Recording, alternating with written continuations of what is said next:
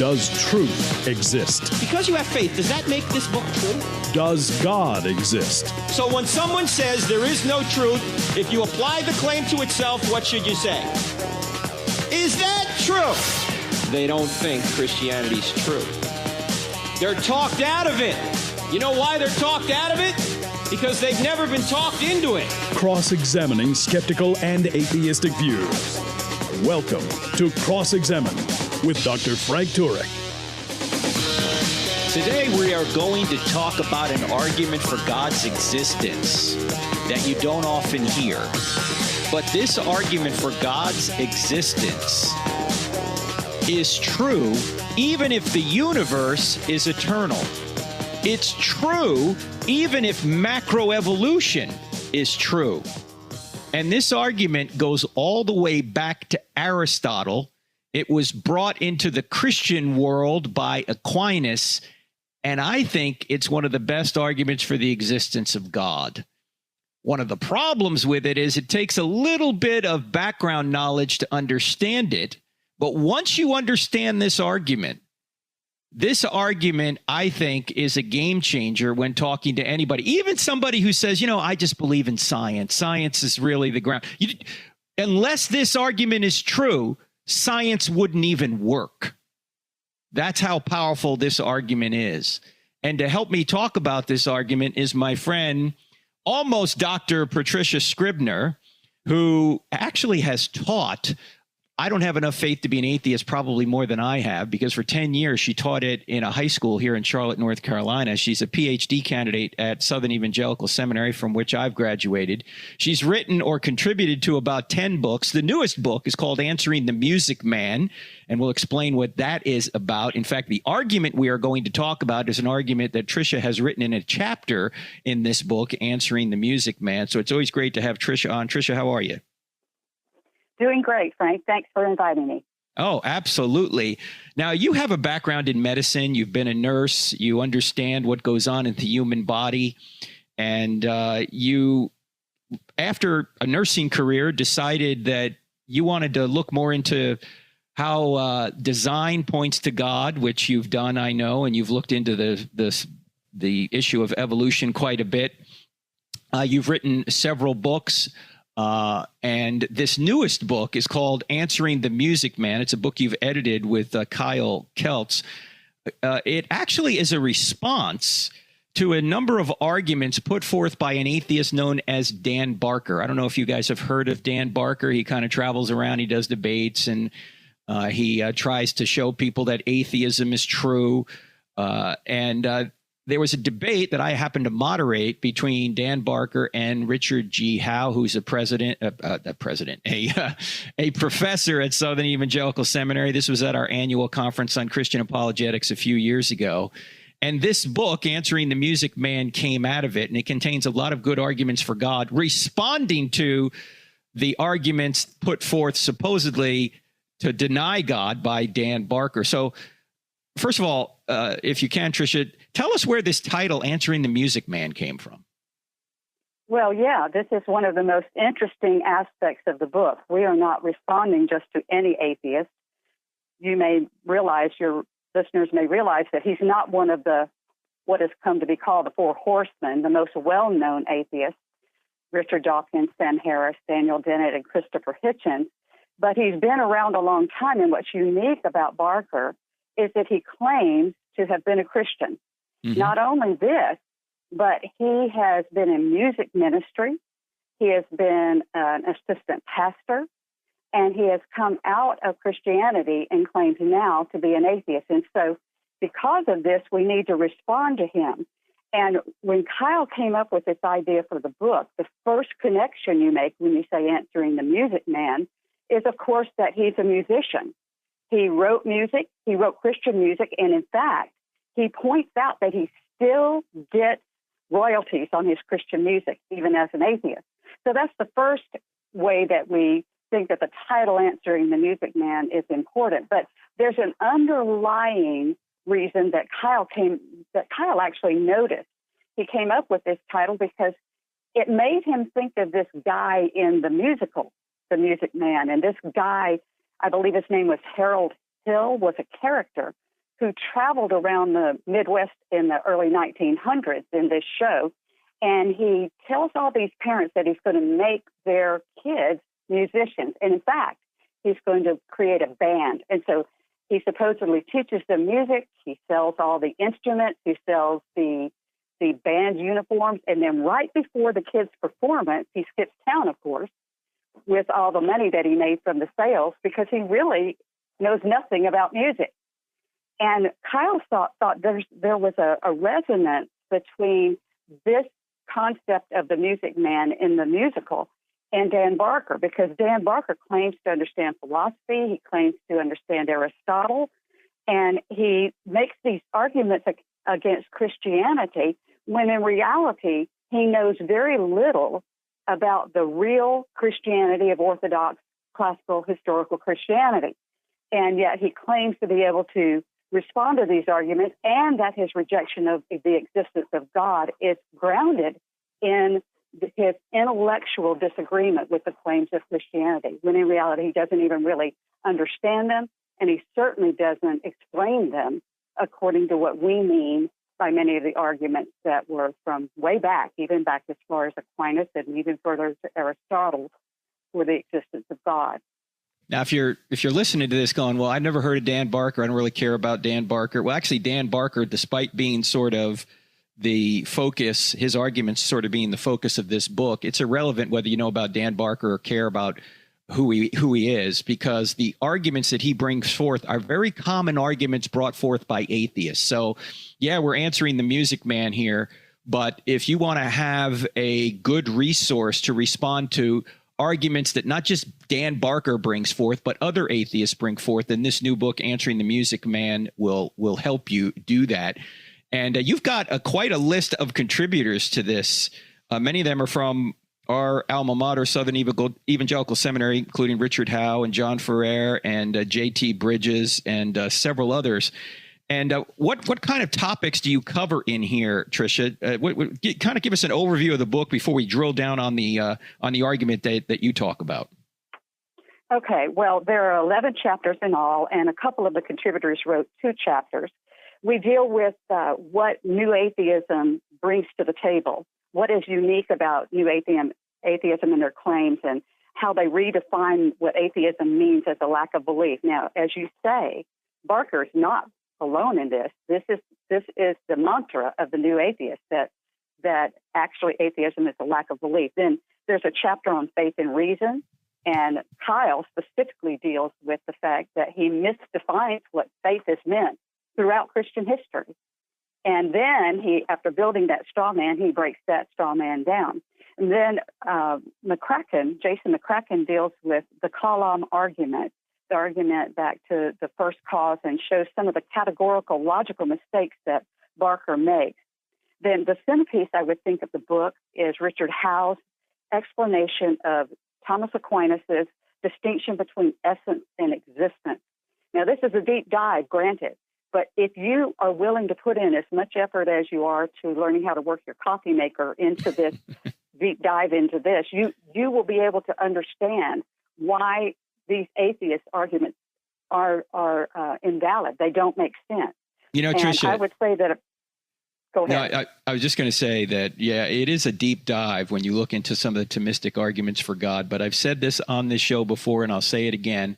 The best arguments for God are actually not the arguments you hear about the most. The arguments that I use actually are not the best arguments. The cosmological, teleological, and moral arguments, although there's a species of the teleological argument we're going to talk about today, they're not the best arguments. They're just the easiest ones to explain to an audience that doesn't have any background information. If you have good background information, if you have a good philosophical knowledge, the better arguments for God are actually these metaphysical arguments, the one that this book talks about, or the ones that this book talks about. Again, the book is called Answering the Music Man.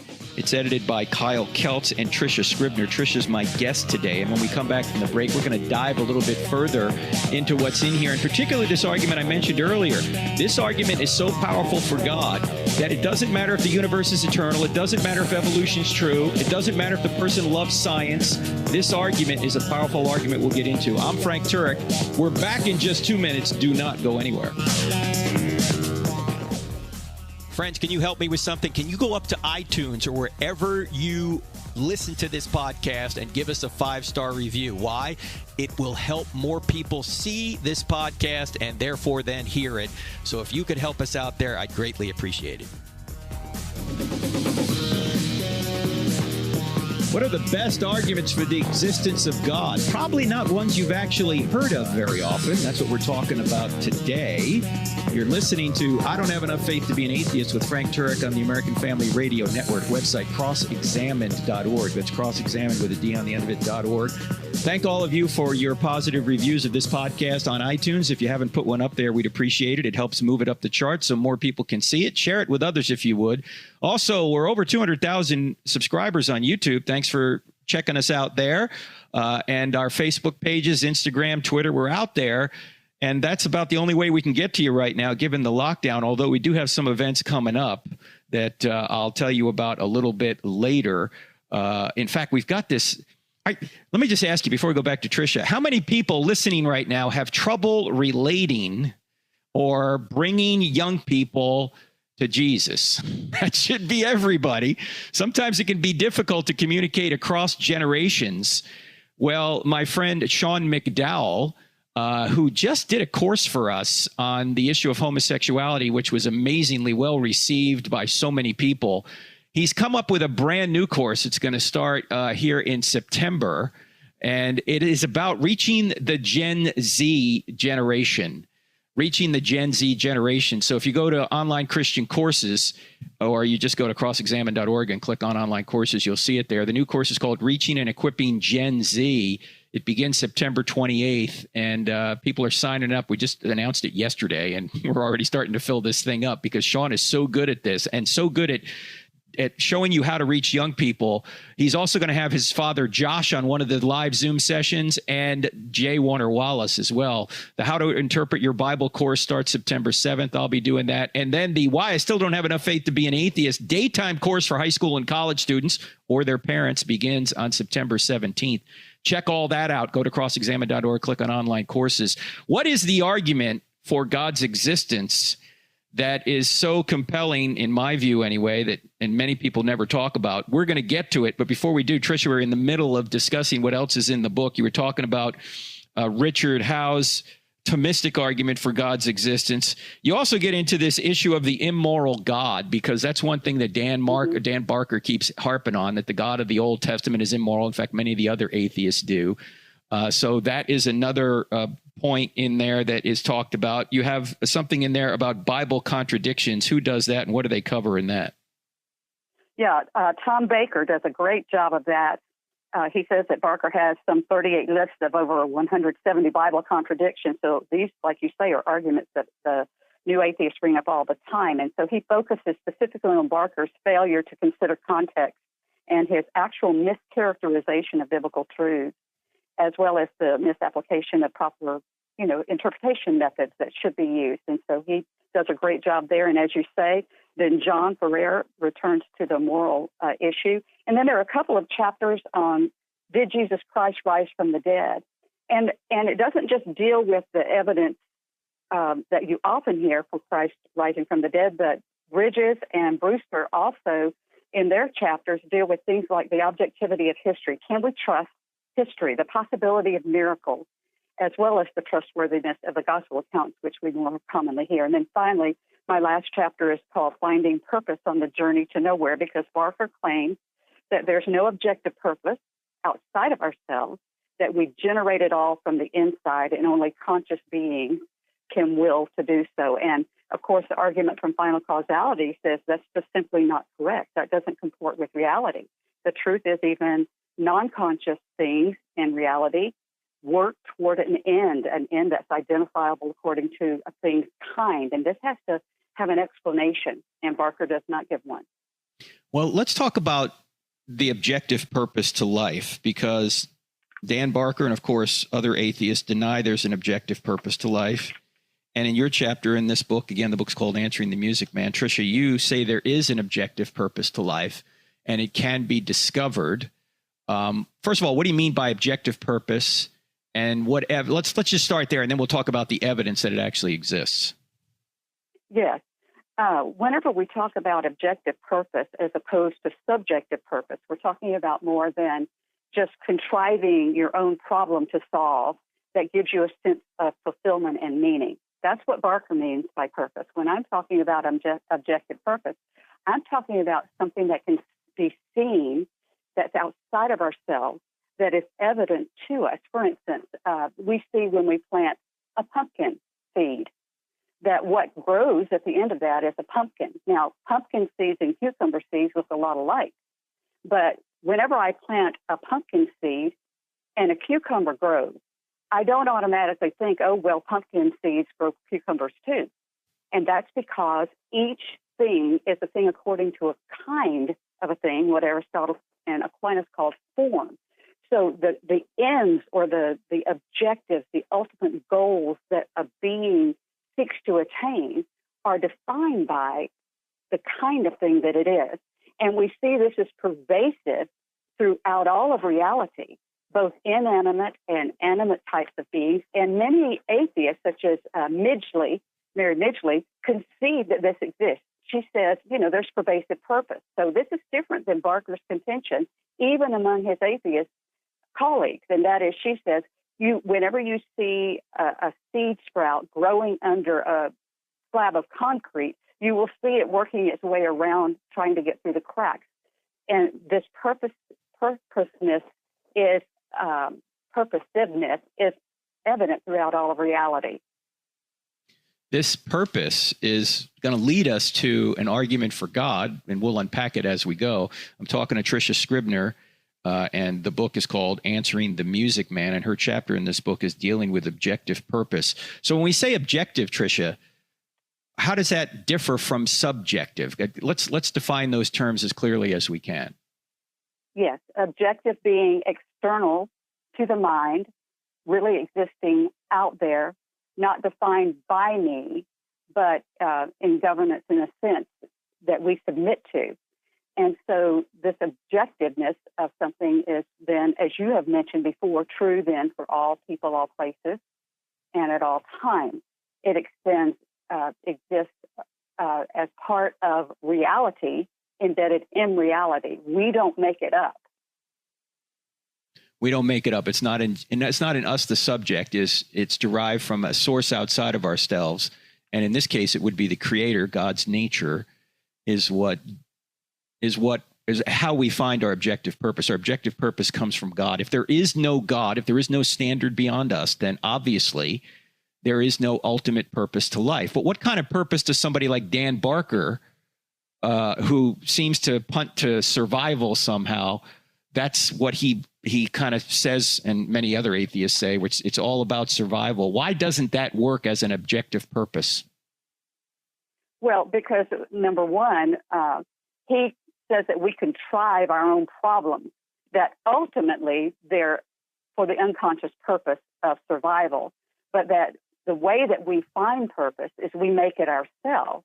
And so, number one, that doesn't work. Now, I would agree with him that we seek our own self-flourishing. So in that, we can find a point in common with him and other atheists, because at least he's conceding that we seek purpose. But we have to ask why we seek purpose as human beings, and why does an organism that's not conscious seek its own flourishing? And of course, as Christians, we would say because the ultimate being, God, as we participate in the good, in being, the source of all of that is the ultimate being. And that's where our purpose comes from. So we can't contrive it. We didn't exist to contrive our own existence. So how could we contrive our own purpose? When we're non-existent, we can't contrive anything. But Right. He's then saying, take on let's make lesser objectives, find a problem that you need to solve, and that would take care of giving you a purpose. But it cannot, of course. Now, of course, if God exists, there is an objective purpose. The question is, what is that objective purpose? And that comes to us through not just natural revelation, but in more specificity, special revelation, the Bible. And of course, according to Jesus, our purpose is to know God through him. That's ultimately our purpose, to know Jesus, to know God and the Father, or to know God through Jesus Christ.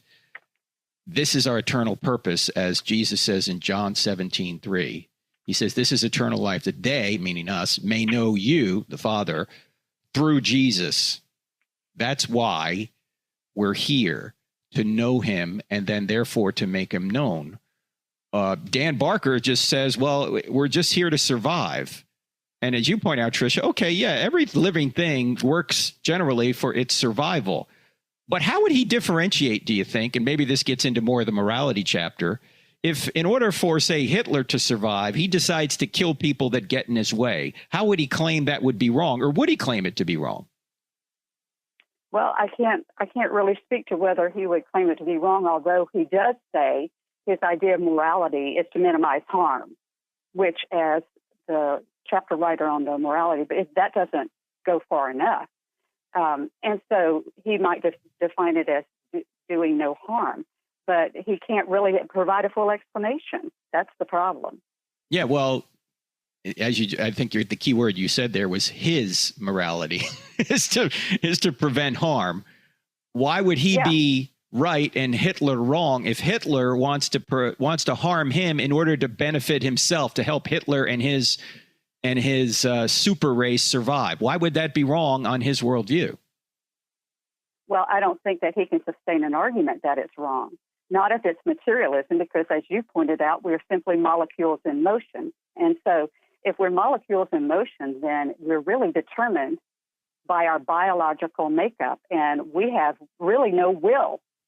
So there is no way that he can justify not only his argument for his definition of morality, but the fact that others may have a different argument that is contradictory to his and may actually cause him harm. I mean, he hasn't evaluated his definition itself, as you're pointing out. Why think that his definition is the right one if it's truly all subjective and we can define our own morality, we can define our own purpose, then each man to himself, and there is no way to adjudicate right from wrong or whether there's purpose or not purpose. We're all just determined. I believe that you moist robots, is that what you've called us? So there's no way to really judge that. And as you point out in the book, and again, the book's called Answering the Music Man, Tricia, that if survival is really our goal, then how do we fold altruism into our moral system, where when people sacrifice themselves to save others, which of course is the greatest moral thing you can do according to Jesus. There's no greater love than to give your life for your friends, as Jesus said before he went to the cross. Altruism makes no sense on a survival ethic anyway. You're listening to I Don't Have Enough Faith to Be an Atheist. I'm Frank Turek. My guest is Tricia Scribner. The book is called Answering the Music Man. We're back in just a couple of minutes, so don't go anywhere.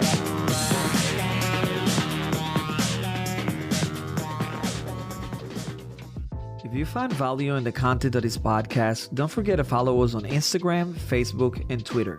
Join our online community to have great conversations, grow in your knowledge of God, and become a better defender of the Christian faith. Also, don't forget to subscribe to our YouTube channel, where we have hundreds of videos and over 100,000 subscribers that are part of our online family. Find us by searching for Frank Turek or CrossExamined in the search bar. You can find many more resources like articles, online courses, free downloadable materials, event calendars, and more at CrossExamined.org.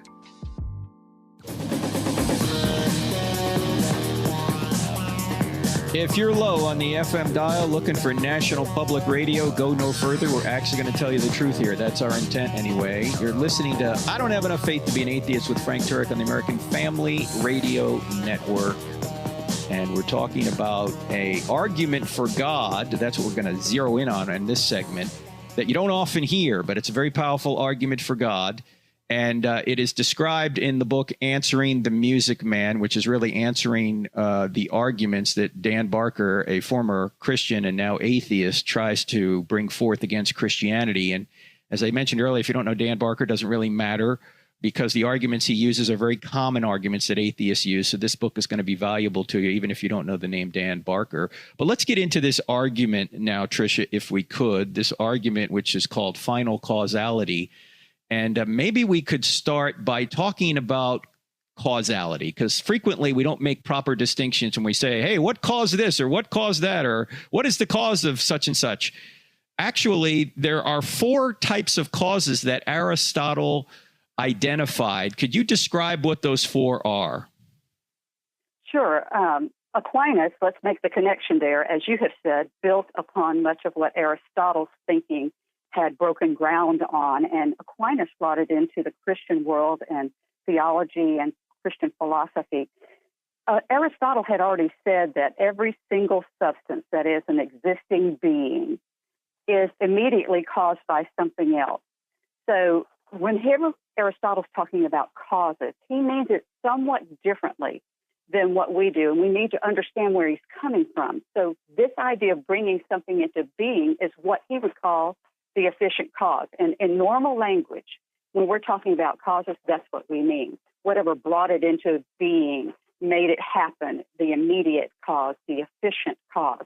But that's only one of 4 causes, or what Aristotle would say, explanations of a thing. And when we understand a thing through its causes, we know something about it. We can say we have knowledge about it. So that's the significance of these 4 causes. So there's the efficient cause, which brings a thing into being. And so nothing comes to being out of its own, out of nothing. It's made of something. So the material that it's made of, say a table, is its material cause or explanation. So we have the efficient cause, the material cause. And then we are able to classify things according to kind, according to their structure, form, blueprint, their nature. And this form is called, by Aristotle, the formal cause. So now we have the efficient cause, which brings it into being. We have the material cause, that which out of which it's made, such as a table may be made from wood. We have the formal cause, which are all the characteristics of a thing, like a butterfly that differentiates it from a hippopotamus, for instance. That's a butterfly's nature. That's the formal cause. And then the final cause that we are digging into here is what Aristotle called the final cause, which could be correlated with the word purpose, that for which a thing is made, its purpose. And we can identify the final cause because we see things striving toward a specific end. Humans seek the good, flourishing. For a pumpkin seed, it moves toward pumpkin or pumpkinness. So everything in the world, every substance, works toward a final end defined by, specifically, not just anything, but defined by its nature. And so take a pumpkin seed. It relentlessly moves through a million tiny steps that must be sustained throughout the process to reach a pumpkin and pumpkinness.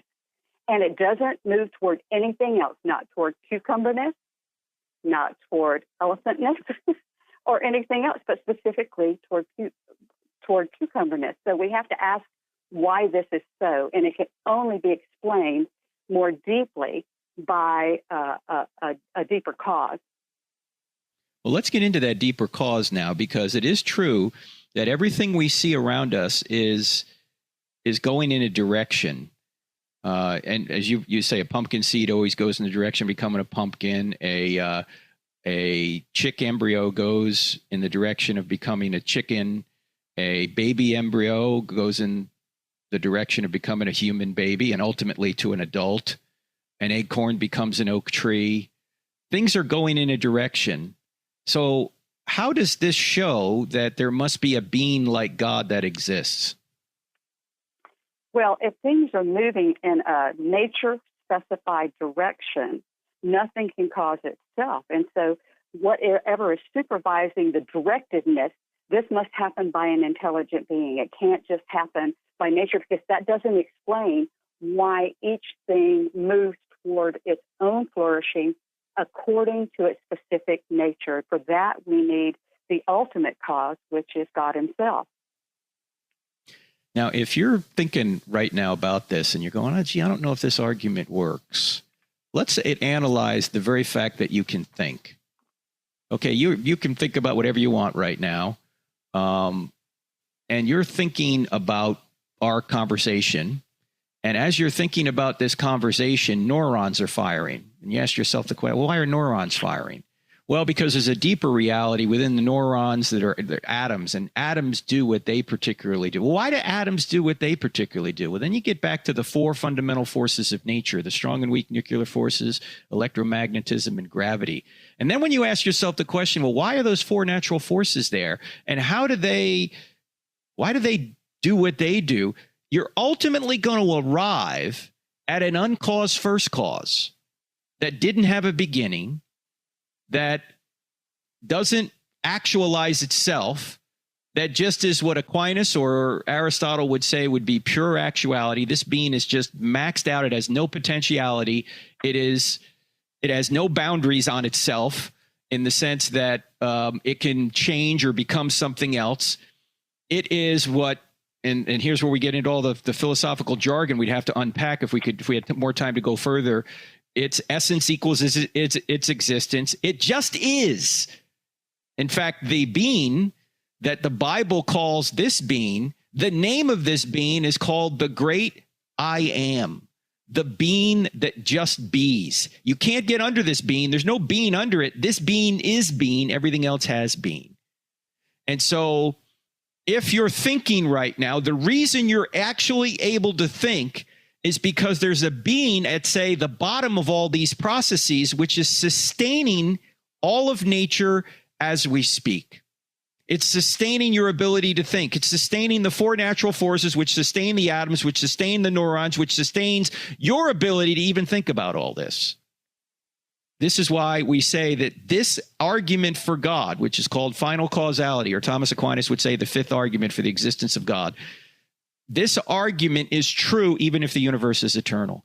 This argument is true even if macroevolution is true. This argument is true even if somebody thinks science gives them the knowledge they need to somehow disprove God. In fact, let me ask you this. Sorry for going on that little rant there, Tricia. This is a very passionate argument for me anyway, because I think it is so, once it's understood, it's so intuitive and so irrefutable that there has to be a being like God. Now, but granted, this doesn't necessarily prove the Christian God at this point. We'd have to, find evidence for Jesus to know this is the Christian God. But it seems to prove at least a theistic God. But Tricia, let me ask you this.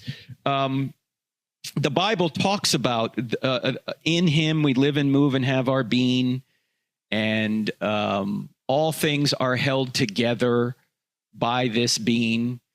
How, when you have talked to people about this argument, do they seem to understand it? Does the light bulb seem to come on when you talk about this? I think it takes a little contemplation on our part, and that we've gotten maybe a little lazy as Christians because we don't really think through what we mean by some of these things. So not immediately, because as you say, we need to understand some terms that are foundational, understanding the four causes and those sorts of things, or a new way of thinking. And that's, of course, what Thomism, Aquinas' thought, is. It's a new way of thinking. But this is what's so powerful about this argument, is that we're not just like the column argument going backward in time to say there's a first cause to which someone says, well, that doesn't mean he exists now. And it's stronger than intelligent design arguments that get us back to some sort of just an unmoved mover. We can know some things about this being, some things about him being metaphysically necessary, not just logically necessary, but metaphysically necessary, because whenever you think about a cucumber, for instance, it takes about, 1,400 hours, 86,000 minutes, over 5 million seconds for a cucumber to reach maturity as an edible cucumber. And so what we're saying is it didn't need a cause at the beginning that had a plan that it would just become a cucumber and only a cucumber. Not only that, but we're saying for every single of those 5 million seconds of it reaching full cucumberness, there had to be a sustaining cause willing it, directing it toward that specific end of cucumber. And that's far more powerful. So the new atheists have not accurately explained this argument, much less responded to it or refuted it. That's the power of this argument.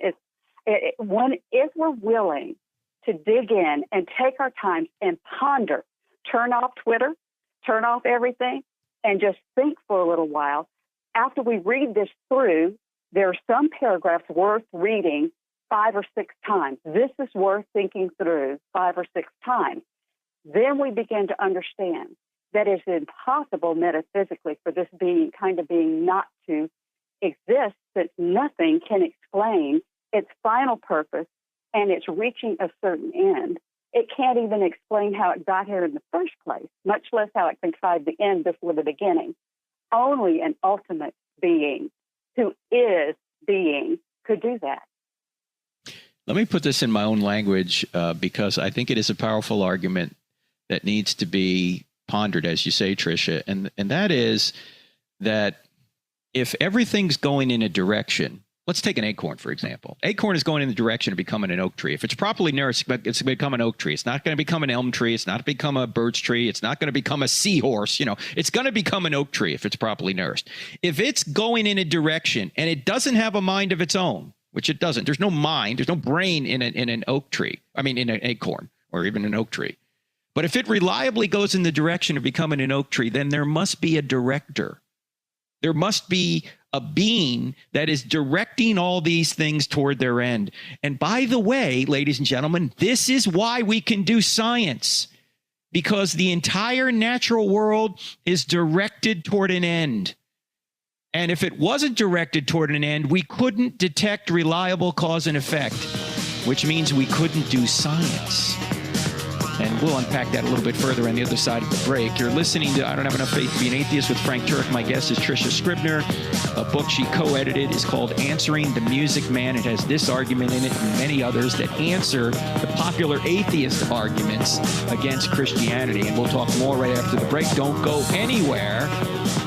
See you in 2. Friends, Frank Turek here. I Don't Have Enough Faith to Be an Atheist is a listener-supported radio program and podcast. So if you like what you hear here, would you consider donating to CrossExamined.org? 100% of your donations go to ministry, 0% to buildings. We're completely virtual. So if you can help us out, we greatly appreciate it. Thank you so much. You've come to the right place if you want to hear arguments for the existence of God, maybe one that you haven't heard before. Today, we're talking to Tricia Scribner. I'm Frank Turek, and we're talking about this argument called the argument from final causality, the argument from goal-directedness, the argument that Thomas Aquinas, who lived in the 1200s AD, said it was his fifth way to argue for God. And we're saying that this argument works whether or not the universe is eternal, even if it is eternal, which it isn't. It works even if macroevolution is true, even though it isn't. And it works even if the person you're talking to thinks that science is where you get all your truth. You can't get all your truth from science because that truth itself doesn't come from science. And science is built on philosophy, which we'll get to here in a minute. But it's such a powerful argument. It shows that there has to be an uncaused first cause that directs everything else. I want to unpack the idea that science is impossible without final causes or without goal-directedness. So can you unpack that a little bit further for us? Well, sure. I am not a scientist, but I come out of the biological sciences and would like to consider myself a person of science. And so this is critically important to me because we continue to seek to provide evidence-based practice. And so whenever we come to science, we have to understand, as you say, that the very ability to do science, not things that science defines, but science things which science is governed by, are things like the principles of logic, first principles, the idea that opposites can't be both true in the same time, at the same time in the same sense. Things such as the order of the universe. All of these are presupposed in final causality. The fact that substances move toward a kind specific end is assumed by science for science to be able to even operate. And what we need to understand that science is dependent upon these realities. It didn't make them up. And so whenever we try to be people of science, we just need to be aware science is not the end all. As you've often said, science doesn't say anything. Science is do. Everything requires interpretation of data. And so these presuppositions of science constrain or provide the boundaries of how the scientific method operates. And one of the clear-cut ones is the fact that scientists can depend upon kind-specific, purposeful actions that enhance the thing's flourishing as part and parcel of what is embedded in reality. And this is critically important for scientists to understand. And I think it helps people of science to go, oh, I don't have to jettison my scientific mind or looking for evidence or rationality to come to Christianity. That's why this argument's worth digging into. Because once you dig into it, once you read it several times, really try to process what's being said here, it's well worth the effort, because it takes us to the one God whose existence is his essence, whose essence simply is his existence. And you can get the book Answering the Music Man, which goes into this argument and many other arguments that Tricia talks about here. And Tricia Scribner is my guest. She is the co-editor of this. I also mentioned this argument in the book Stealing from God, for those of you that have that. It's in the chapter on intentionality, information and intentionality. And you write this in the book here, Tricia. You write, because a lot of people are going, well, you know, can't this be explained by evolution, that kind of thing? You write, biological processes demonstrate purpose.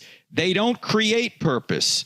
Purpose is a feature of them, not caused by them. That's well stated. In other words, there are forces that drive biology. Well, what are those forces, and who's directing these forces? Why are they so precise? Why are they so orderly? The very forces of nature. Look, even if macroevolution is true, they're dependent on the four fundamental forces of nature. Why do those fundamental forces exist, and why are they so goal-directed and consistent? You can't answer that without an appeal to a mind that created and sustains these forces every single second. So as we said earlier, this is not an argument for a God way back when. There are arguments that do that, like the cosmological argument. This is an argument for a being right now that is sustaining reality and directing it every single second. I want to deal with one other issue before we go to our final issue, Tricia, and that's this. And you mentioned how materialism is madness in your chapter here. I want to read a quote by C.S. Lewis I read on the show probably a year ago, which I think is just so insightful. And it really drives the point home that materialism, the theory of reality that Dan Barker and other atheists hold to, really does not only make science impossible, it makes reason itself impossible. Listen to this. Here's what Lewis said. Suppose there were no intelligence behind the universe. In that case, nobody designed my brain for the purpose of thinking. Thought is merely the byproduct of some atoms within my skull. In other words, moist robot. But if so, how can I trust my own thinking to be true? But if I can't trust my own thinking, of course, I can't trust the arguments leading to atheism, and therefore have no reason to be an atheist or anything else. Unless I believe in God, I can't believe in thought, so I can never use thought to disbelieve in God, unquote. Boom. Yes. You would need a being like God to explain why you have a mind at all and why reality is orderly. If you're just driven by the laws of physics, you shouldn't trust your thoughts, but you do trust your thoughts. Why? Because your thoughts aren't just driven by the laws of physics. There's an immaterial reality out there that drives everything else. Now, Tricia, you also talk about Dan Barker and other atheists not wanting God to exist. Unpack that a little bit for us. Why do you say that he might not want God to exist? Well, one of the arguments that especially the new atheists use against Christians is that it's nice for them because they just want God to exist, as though he's a warm, fuzzy Santa Claus, and that's the Christian God. Of course, if it's the God of the book of Revelation, that's not the God that they are thinking of, because he's a God whose holiness requires judgment as much as it does his love. At any rate, I tend to think that because he's not dealt with the argument honestly, so either he's being deceptive or he's far more ignorant of the argument than his rhetoric would seem to indicate. I say that because I just don't think he's being fully honest. He hasn't dealt with arguments on face value. He hasn't even stated them well, the arguments of Christians for Christianity, that is. So I think that many atheists, like Barker, claim intellectual objection to God's existence when perhaps in reality they just don't want a sovereign, all-powerful, holy God interfering with their lives. And I say this because people like Thomas Nagel, also an atheist, describes his own resistance to the possibility of God's existence as a fear of religion itself. He says, I want atheism to be true. He says, I'm made uneasy by the fact that some of the most intelligent and well-informed people I know are religious believers. It isn't just that I don't believe in God and naturally hope I'm right in that belief. He says, it's that I hope there is no God.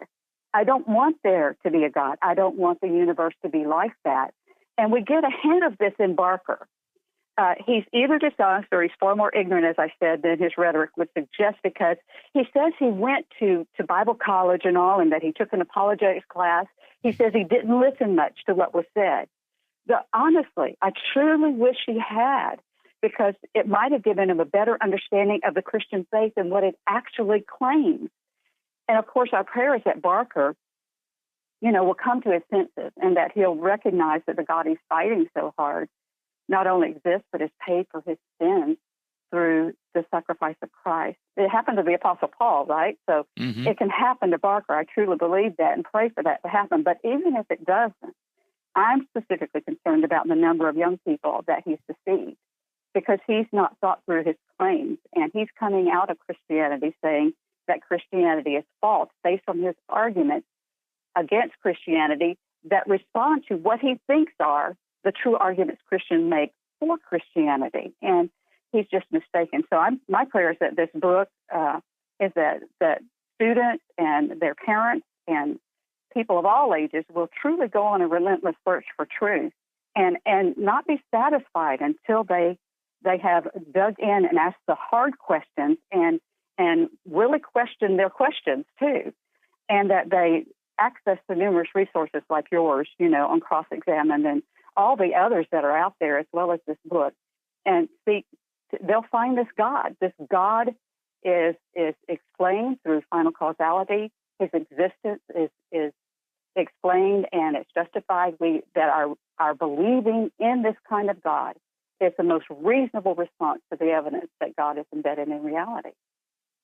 Tricia, the book is called Answering the Music Man. Where can people get the book and your other books? Because this is just one of many.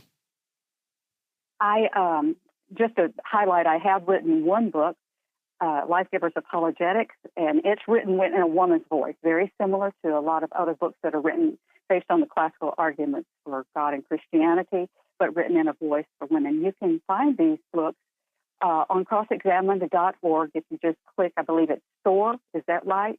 On CrossExamined.org, and it will take you to the website called unpacks.apologetics.com, where lots and lots of good resources, not only this one, are available. Now, do you have any events coming up or any online events where people can hear more or see more? Well, right now I'm working madly on my dissertation and have carved out some time. I will be speaking, of course, at the National Conference on Christian Apologetics in October, and people will be excited to know that they can watch that online. Now they don't have to pay travel costs, so that's the upside of doing this online, and I hope that they will start there and then just continue their diligent learning curve. Well, Tricia, you're an inspiration because you started your PhD in your 60s. So people who are listening out there. I've started earlier, but it's taken me into my 60s. Well, that's all right. That's all right. You can start at any time. Tricia, thanks so much for being on the show and unpacking this argument from final causality for us. Thank you so much. That's Tricia Scribner. Again, the book, Answering the Music Man. And as I say, there's so many other arguments that this book contains. You want to pick it up. I'm Frank Turek. Don't forget about the online courses starting next month. Go to CrossExamined.org. Click on online courses. I'm teaching some, and so is Sean McDowell. I hope to see you here next week. God bless. See you then. If you benefit from this podcast, help others find it. Just go to iTunes or any other podcast service you might be using to listen and leave us a 5-star rating on the I Don't Have Enough Faith to Be an Atheist podcast with Dr. Frank Turek. It will take you less than 5 seconds. You can also help a lot by leaving us a positive review for others to see. This podcast is available on iTunes, Spotify, Google Play, Stitcher, TuneIn, and many other audio content delivery apps. Thank you and God bless.